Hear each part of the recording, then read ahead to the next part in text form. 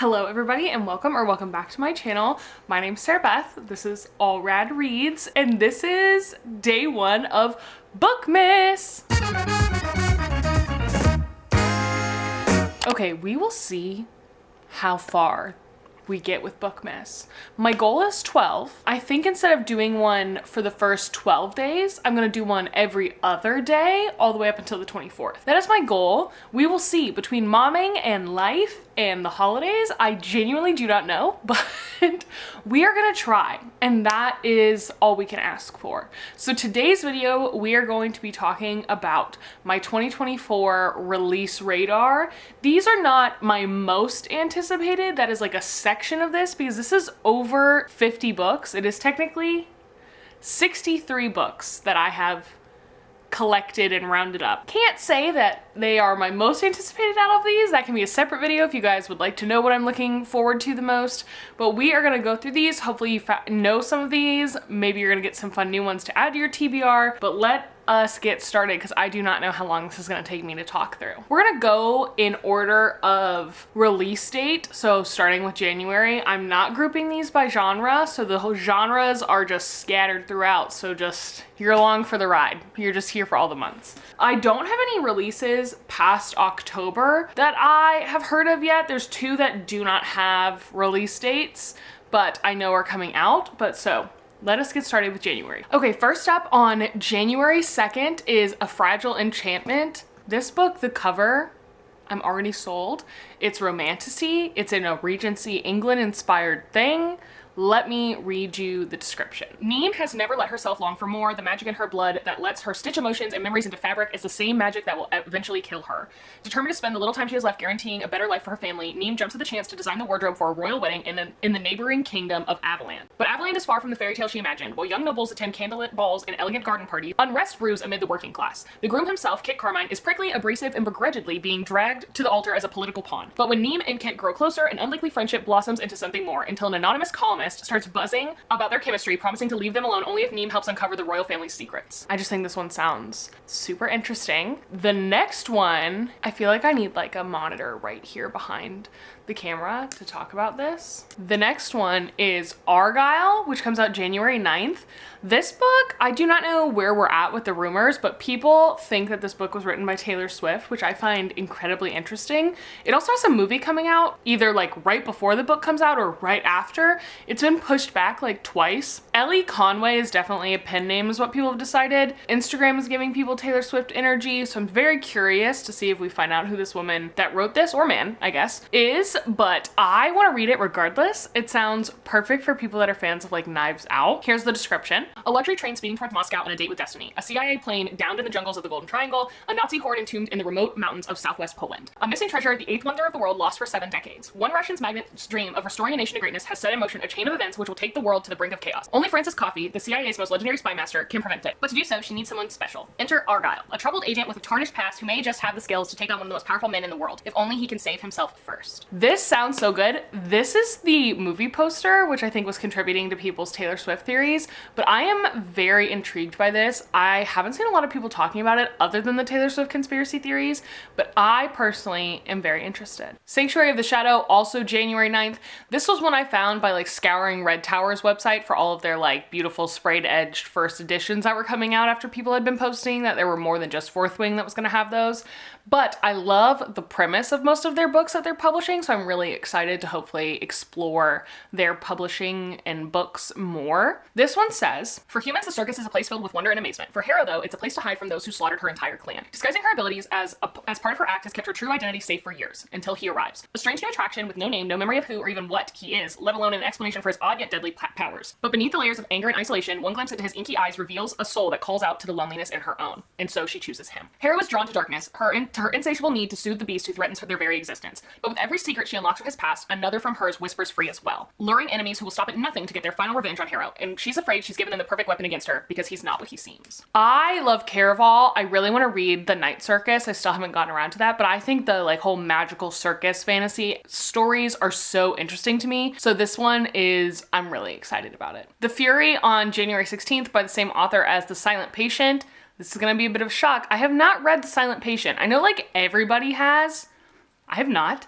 I need to. It's on my list of books I want to get to soon. Let me adjust. Sorry, my hip was cramping. The premise of it is just really, really making me want to pick it up. This is a tale of murder, or maybe that's not quite true. At its heart, it's a love story, isn't it? Is it a reclusive ex-movie star and one of the most famous women in the world? Every year she invites her closest friends to escape the English weather and spend Easter in her idyllic private Greek island. I tell you this because you may think you know this story. You probably read about it at the time. It caused a real stir in the tabloids. If you remember, it had all the necessary ingredients for a celebrity, a private island cut off by the wind, and a murder. We found ourselves there trapped overnight, and our old friendships concealed hatred and a desire for revenge. What followed was a game of cat and mouse, a battle of wits, full of twists and turns, building to an unforgettable climax. The night ended in violence and death as one of us was found murdered. But who am I? My name is Elliot Chase, and I'm going to tell you a story unlike any you've ever heard. I mean, that sounds so cool. Island books really get me, like murder mystery ones, because I feel like you're just like, the forced proximity of those really gets you, you know? On January 23rd, Breakup Tour. This is one that I am really excited about because it is so Taylor Swift coded. It sounds like it's going to be so good, and I'm obsessed with this cover. I won't even lie. Let me read you the description.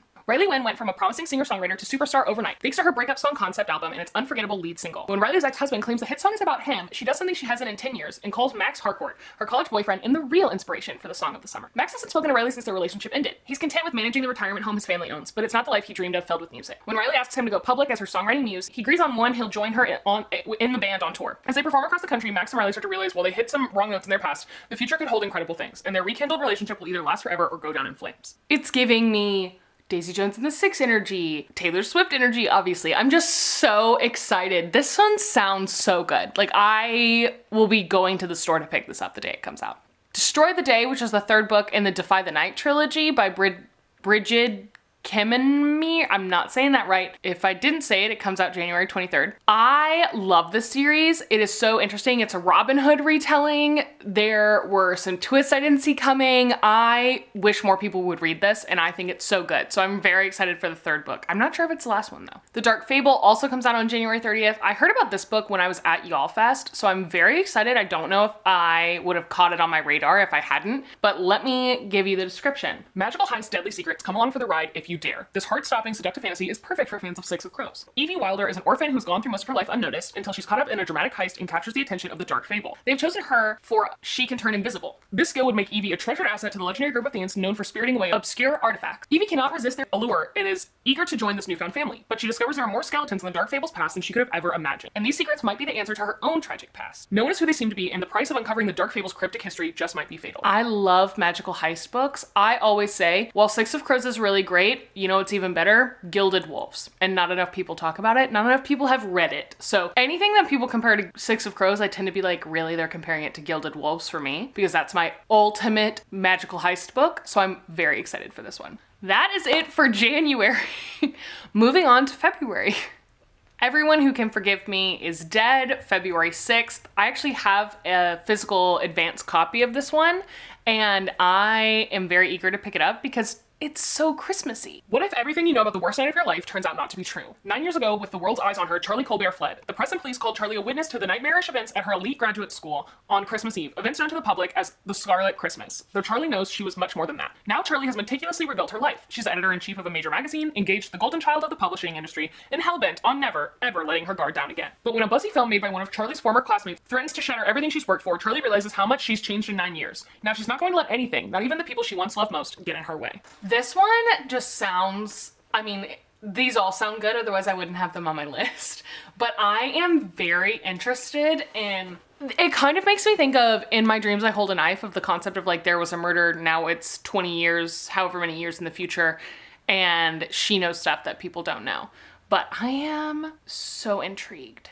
The Tainted Cup, also February 6th. This one is so interesting. It's like a Holmes-Watson style kind of like pairing. In the most opulent mansion, a high imperial officer lies dead, killed to all appearances when a tree spontaneously erupted from his body. This death at once is terrifying and impossible. Called in to investigate this mystery is Anna Dolabra, an investigator whose reputation for brilliance is matched only by her oddities. At her side is her new assistant, Dinius Cole. Din is an engraver, magically altered to possess a perfect memory. His job is to observe and report and act as his superior's eyes and ears, quite literally in this case, as among Anna's quirks are her insistence on wearing a blindfold at all times and her refusal to step outside the walls of her home. Din is most perplexed by Anna's ravenous appetite for information and her mind's frenzied leaps, not to mention her cheerful disregard for propriety and her apparent joy she takes in scandalizing her young counterpart. Yet, as the case unfolds, Anna makes one startling deduction after the next. He finds it hard to deny that she is indeed the Empire's greatest detective. I'm all about a detective story. let alone a magical story. And I love that they have like a Sherlock Holmes Watson thing going on. That is so much fun to me. On January 3rd, we have These Deadly Prophecies.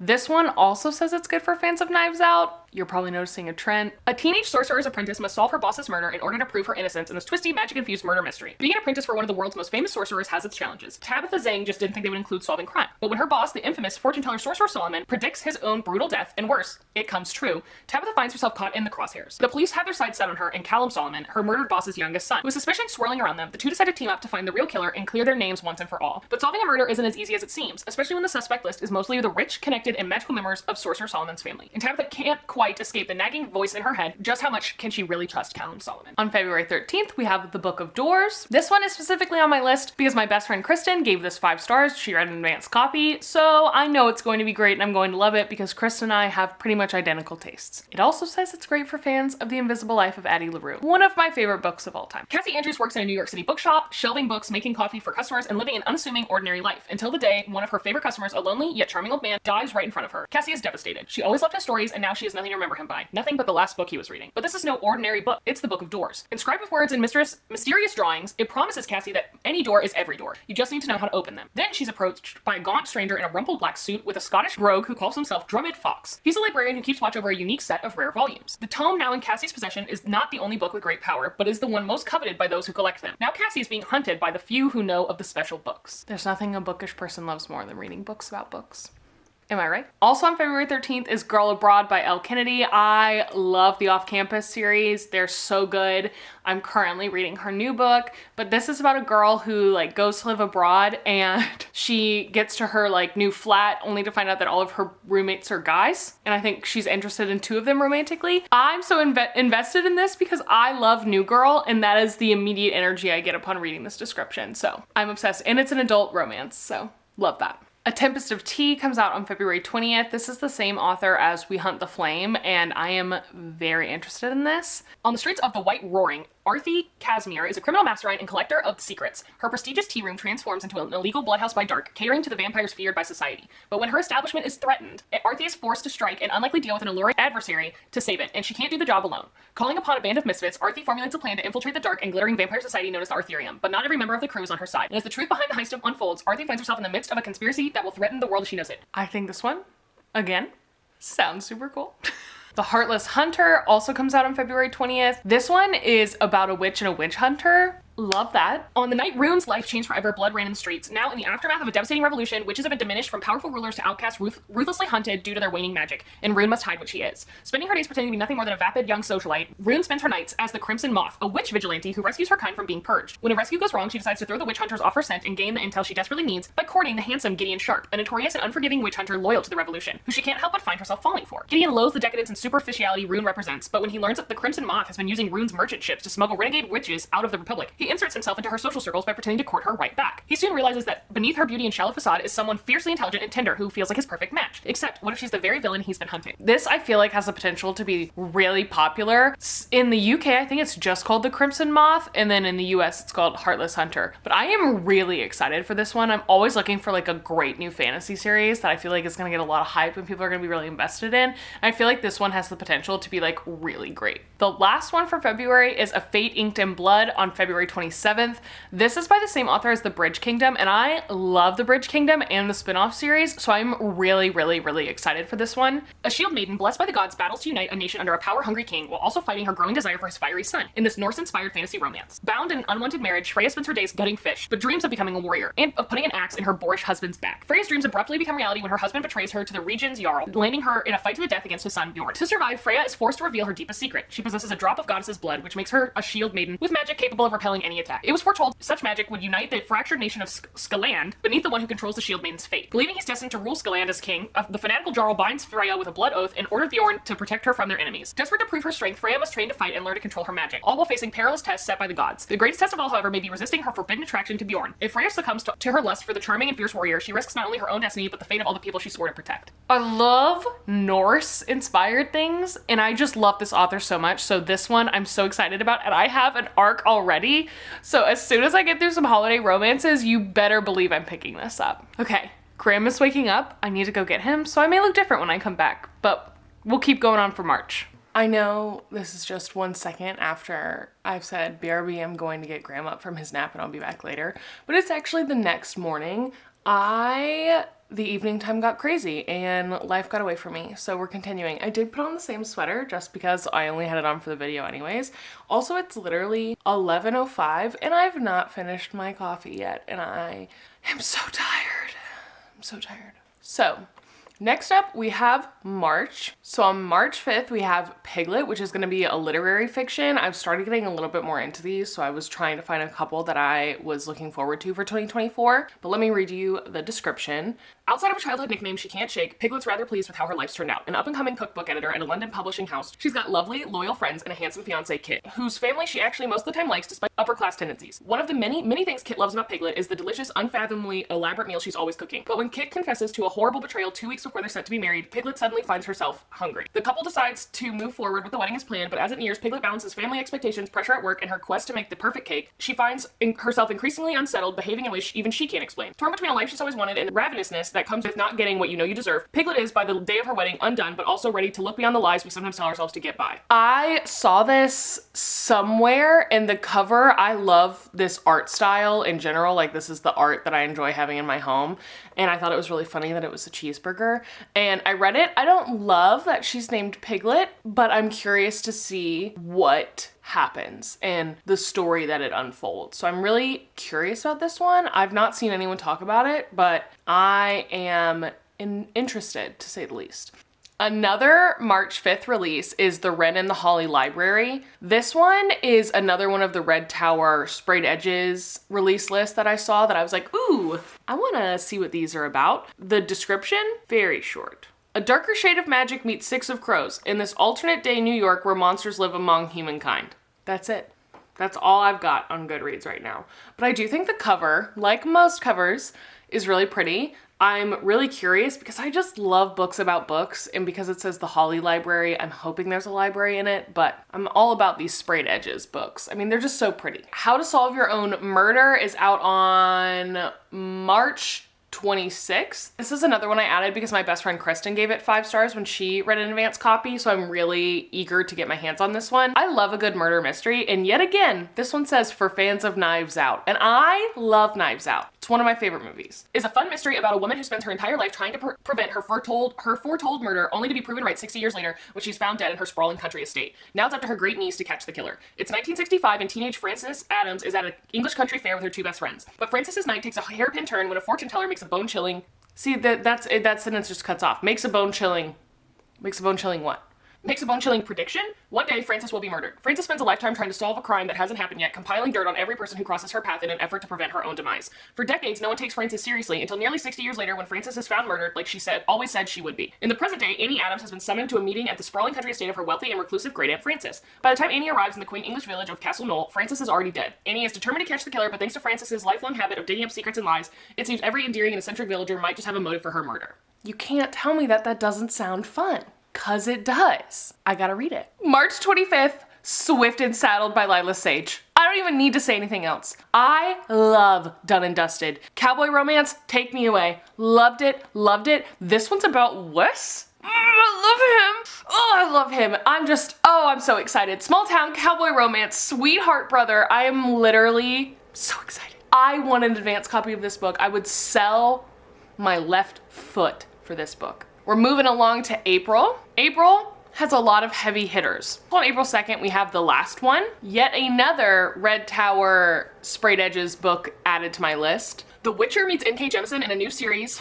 where a young woman learns the world is about to be destroyed by an evil, destructive force, herself. My name is Kai, and I wish I could say my life has changed, but I don't remember my life before today. I wake up naked and voiceless in a forest outside of a town called Mayford. Everyone I meet there either fears me or loathes me. Strange beasts, otherworldly creatures hunt me. Each time I fight them, I unlock new powers, seeing the glow of death, moving objects with a flick of my hand, controlling the weather. I do have a weakness. The moment I touch another, a piece of me dies. Yes, I'm dying every day. That's why I need to know right now. Who am I? What am I? I need answers before I perish. But my amulet, the source of my power, has been stolen. I know the thief. Idara and I were friends, or so I thought. She lies. Now I must work with her brother, Jaden, the town's blacksmith, to reclaim all that's mine. There's a problem, though. A white-haired woman named Elin has come to Mayford, and she claims we are old friends. Like Idara, Elin also lies. She's stronger and stranger than me, and she's trying to stop me. From what? I don't know. But I must be powerful. I must be someone who. these books are killing it. Like 2024, I had some releases I was tracking for 2023, standard ones, and there were a lot of 2023 releases that I wasn't tracking that when they came out, they really impressed me, like, you know, like Fourth Wing and things like that, and I was like, ooh, loved this. But there, I feel like, are so many heavy hitters already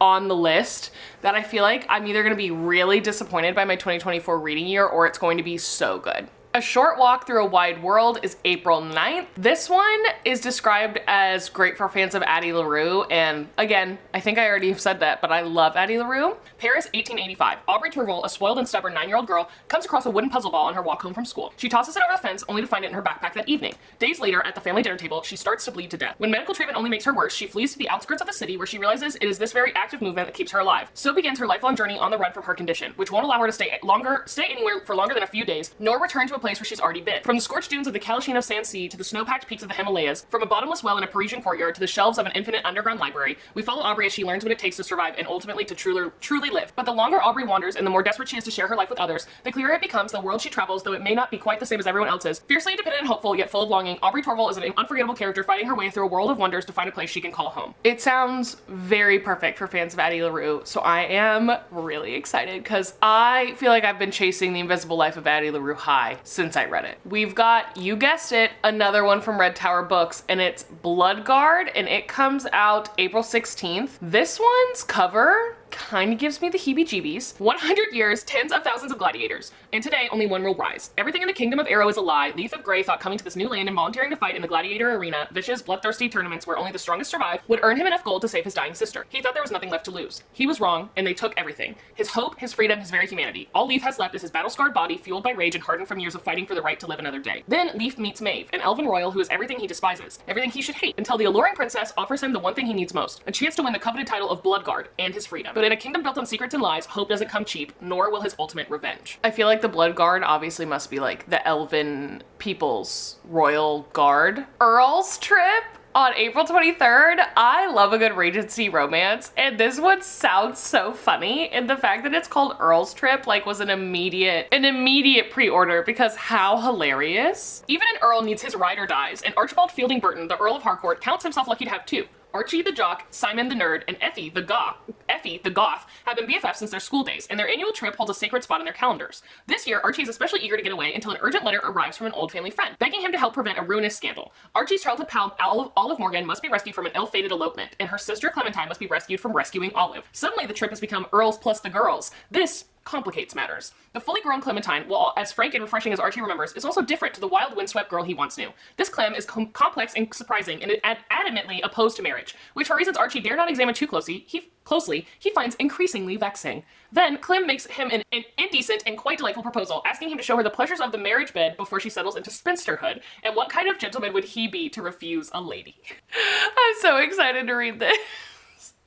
It sounds so funny. A House Like an Accordion comes out on May 21st. This is by the same author who wrote The Minuscule Mansion of Mira Malone, and that was one of the first books I read this year, and I was obsessed with it. I'm not kidding when I say I loved that book. I thought it might be my favorite book of the year, but then I read a lot more books and was like, while this was really good, it can't be my favorite book of the year. But this was the first magical realism book I read, so it has a soft spot in my heart because love magical realism. Probably one of my favorite genres, if not the best genre for me right now. But let me read you the description. Kirith Miller is disappearing. Between the growing distance between herself and her husband, the demands of 2 teenage daughters, and an all-encompassing burnout, she sometimes feels herself fading away. Actual translucence, though, that's new. When Kirith wakes up one morning and her hand is completely gone, she's frantic. She quickly realizes if she is disappearing, it's because her father, an artist with an otherworldly ability to literally capture life in his art, is drawing her. And if he's drawing her, that means he's still alive. But where has he been for the past 25 years, and why is he doing the one thing he always warned her not to? Never draw from life, Kirith. Every line exacts a cost. As Kirith continues to slowly fade away, she retraces what she believes to be her father's last steps through the many homes of her past, determined to find him before it's too late and she disappears entirely. Oh, if that sounds good, you need to go read The Minuscule Mansion of Mira Malone.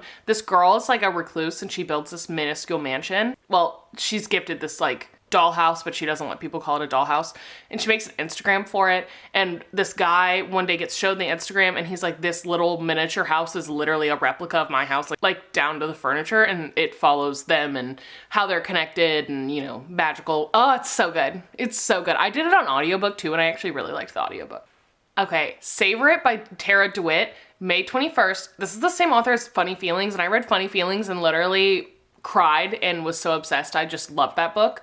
So I'm very eager for this one. I do have an arc, so I'm really excited to read it, but it's very summery, so I don't think I'm gonna pick it up right now. Summer won't last forever. Sage Bird has lived in the coastal town of Spoons, Oregon, not to be confused with Forks, Washington, her entire life. She's learned to love her small world with the misfit animals on her hobby farm and her friendships with the town's inhabitants. But when her five-year relationship ends and her ex, town golden boy Ian, suddenly gets engaged, Sage needs a win. Something that will convince everyone to stop pitying her all the time and to put Ian back in his place. The Festival of Spoons, the town's annual summer competition, would be the perfect opportunity. She just needs a partner. Fisher Lange was a hotshot chief in New York City until the loss of his sister left him numb, grieving, and responsible for his teenage niece. When Fisher loses his Michelin star along with his love of cooking, his boss sends him and Indy to Spoons on a much-needed summer sabbatical to consult on a restaurant opening. But when clashes with the townspeople threaten his last chance to redeem himself and a kiss with his new neighbor Sage leads to dating rumors, a strategic alliance might just be the best way to turn things around. A deal is struck. Sage will improve Fisher's image in the eyes of the town and will remove the roadblocks he's facing with the restaurant, and Fisher will be Sage's partner for the competition. But as their pact quickly turns into a steamy rendezvous, emotional wounds begin to heal and the pair tries to savor every moment. They start to realize that summer is racing by much faster than they would like.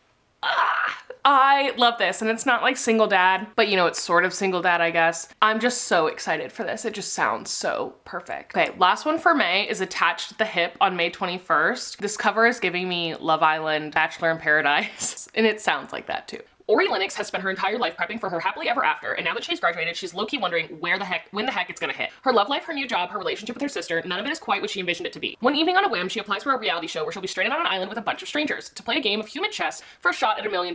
What better way to force herself to break up with all the things that aren't bringing her joy than to abandon them all on short notice to live off the grid on a beach in the South Pacific? Ori's shocked when it ends up cast in the experimental romantic edition of the show, and even more surprised to find out that her old high school crush Remy has been cast as well. Ori's one of 10 contestants set to compete in formidable challenges while speed dating in the wilderness without deodorant, toilet shaving cream, or showers. She finds herself tied up, literally, in a game of risky alliances as she navigates ever-growing feelings for the one that got away alongside an exciting array of budding new relationships. I don't watch any dating shows. I haven't in a while. I used to watch The Bachelor and things like that. I kind of want to watch Love Island, but we'll see. But this sounds really fun and interesting, and this might end up making me want to watch some reality dating shows. Okay, I just ran around and did a bunch of things because my camera died and my SD card was full, so I had to do those. But I'm back. It was like 30 minutes. The battery has enough charge. I think we can get through it. Anyways, we are to June. Fate of the Sun King comes out on June 4th. I read the first two in like 2 seconds, and now they're being traditionally published. These are so cool. They're like sort of like The Selection if it was for adults, but there's like really intense trials, like people are dying, they're fae. It is so cool. There's been some twists I didn't see. There's also like a lot of stuff that like I definitely did see coming, but I am obsessed with these and I cannot wait for the third one. I also think their covers are really fun. So I'm so excited for this one to come out. There's a lot of like sequels and third books, do those get like a fun name, that are coming out this year that I'm really excited for. That was it for June. Now we're moving on to July. July 2024, not a set date that I could find. Not Another Love Song by Julie Soto is coming out. I was obsessed with Forget Me Not, so I cannot wait. We know nothing about this book, but I know I'm gonna be picking it up the day it comes out because I love Forget Me Not. Dishonestly Yours comes out July 2nd. I have one of the Addicted series books. That's one of my goals for 2024 is to read the Addicted series. This is a new series by this author, or these authors, and I'm really excited. Also, like the cover, I think it's a sleigh, personally. But let me read to you. Phoebe Graves grew up in a family where deception and seduction are commonplace as breathing. The Graves and her best friend Haley's family have been on the run their whole lives, but after a high-stakes con job goes south, Phoebe and Haley decide to run away and start over. The small Connecticut town they settle in seems too good to be true. The biggest flaw in their plan is Haley's frustratingly handsome brother Rocky, who insists on coming with them. Living honestly isn't in his DNA, and in his past with Phoebe is downright messy. He's everything she wants, but nothing she can have. Phoebe worries that Rocky will tempt them back to their old ways where lying is second nature. She doesn't want Rocky to mess up the new life she's begun for herself. The longer she stays in town, the more she realizes what it means to have a reputation, and what a normal life with the man she loves could look like. I just feel like people love these authors and love the Addicted series, so I'm really excited to be able to like read this as it comes out, as opposed to like the million books of the Addicted series I need to read to be caught up on that. The Spell Shop by Sarah Beth Durst comes out on July 9th. This is hilarious because I have never seen an author that has my name. Like my first name is Sarah Beth. Just kind of tickled me that we have the same name. But this is a romantic cozy fantasy is what it's described as. Keela has always had trouble dealing with people, and as a librarian at the Great Library of Asylum, she hasn't had to. She and her assistant Kaz, a sentient spider plant, have spent most of the last 11 years sequestered among the Empire's precious spellbooks, protecting the magic for the city's elite. But a revolution is brewing, and whenever the library goes up in flames, she and Kaz steal whatever books they can and flee to the faraway island where she grew up. She's hoping to lay low and figure out a way to survive before the revolution comes looking for her. To her dismay, in addition to a nosy and very handsome neighbor, she finds the town in disarray. The Empire with its magic spellbooks has slowly been draining power from the island, something that Keela is indirectly responsible for, and now she's determined to find a way to make things right. Opening up a spell shop comes with its own risks. The consequence of sharing magic with commoners is death. And as Keela comes to make a place for herself among the quirky townspeople, she realizes that in order to make a life for herself, she must break down the walls she has kept so high. Library, magic, falling apart island. I'm invested. I'm here for it. And the cover is really cute and cozy and springy. So even though it comes out in the summer, I feel like it's totally giving me spring vibes. Ne'er Duke Well comes out July 23rd. This is giving yet another funny Regency romance. This is why I never wear my hair straight. Like, I don't know what's happening. Can I just put it all over here? I never wear my hair straight for this reason. Okay, let me read you the description. Lady Selena is determined to find the Duke of Stanhope the perfect wife. The only problem is she's starting to think it might be her. Peter Kent, newly inherited Duke of Stanhope and recently of New Orleans, Louisiana, must become respectable. Between his radical politics and the time he interrupted a minor royal wedding with a flock of sheep, not his fault, he's developed a scandalous reputation at odds with his goal of becoming a guardian for his half-siblings. For help, he turns to the cleverest and most managing woman of his acquaintance, Lady Selena Ravenscroft. Selena's society's most proper debutante, save for one tiny secret. She runs an erotic circulating library for women. When Peter asks for her help, she suggests courtship and marriage to a lady of unimpeachable reputation, which is to say, definitely not herself. But matchmaking doesn't go according to plan. Peter's siblings run rampant on Bond Street, Selena ends up in the Serpentine, and worst of all, the scorching chemistry between Peter and Selena proves impossible to resist. Did not know she was going to be running an erotic bookshop, but love that for her. Moving right on to August. The Breakup Pact is out on August 13th. And this is about two best friends who haven't spoken in 10 years who pretend to date after breakups with their respective exes go viral. Now June is struggling to make rent on her beachside tea shop, and Levi is living a New York cliche as a disillusioned hedge fund manager and failed novelist. And they've barely spoken in years, but after they both experience public humiliating breakups with their exes that spread like wildfire across TikTok and daytime talk shows alike, they accidentally make some juicy gossip of their own. A photo of them together has the internet convinced that they're a couple. With so many people rooting for them, they decide to put aside their rocky past and make a pact to fuel the fire. Pretending to date will help June's shop get back on its feet and make Levi's ex realize she made a mistake. All they have to do is convince the world they're in love, one swoon-worthy photo op at a time. 2 viral breakups, 1 fake relationship, 5 sparkling, heart-pounding dates. I love fake dating. I love it. I eat fake dating up. You cannot give me enough fake dating, if I'm being completely honest. Okay, not a lot about this one yet, but this is Lady Macbeth on August 13th. This is by the same author as The Study in Drowning, but it's told from Lady Macbeth's perspective, obviously about Macbeth. So really interested in this. I haven't picked up Study in Drowning yet, but I know a lot of people really loved it, so I think this one will also be very popular. Given Our History is out on August 27th, this one looks like it's going to be the perfect rom-com for fall based off of the cover, which I'm obsessed with that. Assistant Professor Clara Fernsby is nothing if not driven. She wanted to teach history since she was 14 and hasn't let anything stand in her way, not even the love of her life. And it all paid off in the end because she landed a well-paid position at a private liberal arts college fresh out of grad school, and this year she's finally up for tenure. When Theodore Harrison is brought on for the fall semester as a visiting scholar, it's an unwelcome blast from Clara's past. She hasn't spoken to Teddy since a falling out 10 years ago, and now that he's here, she's reminded of their shared history from every autumn spent at a sleepaway camp in the Blue Ridge Mountains, where she traded battered books and burned CDs with a quiet, dark-haired boy and fell in love with him. That boy might have been her best friend, but the man teaching History 322 is a total stranger. But as they spend evenings working on a shared project and brainstorming over drinks at a college bar, Clara realizes she's at risk of falling all over again. Given their history, she knows there's every chance he's not interested, but history's all down to interpretation, and this time around, she's got no intentions of repeating it. Another second chance romance. I love that they went to fall summer camp together, fall sleepaway camp together. Just sounds so cute. I love a good campus setting. I feel like in the fall is very fall energy. Okay, that is it for August. But on September 3rd, we have The 13th Child, which will be the 3rd book in this House of Salt and Sorrows kind of series, kind of not a series. I loved House of Salt and Sorrows. Haven't gotten to House of Roots and Ruin yet, but excited for this one. Love Aaron Craig's writing.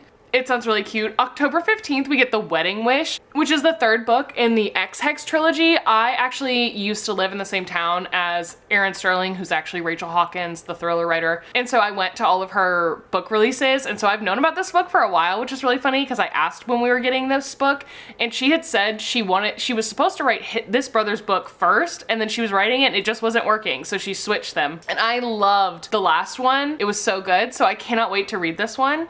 Okay, that is it for 2024 releases.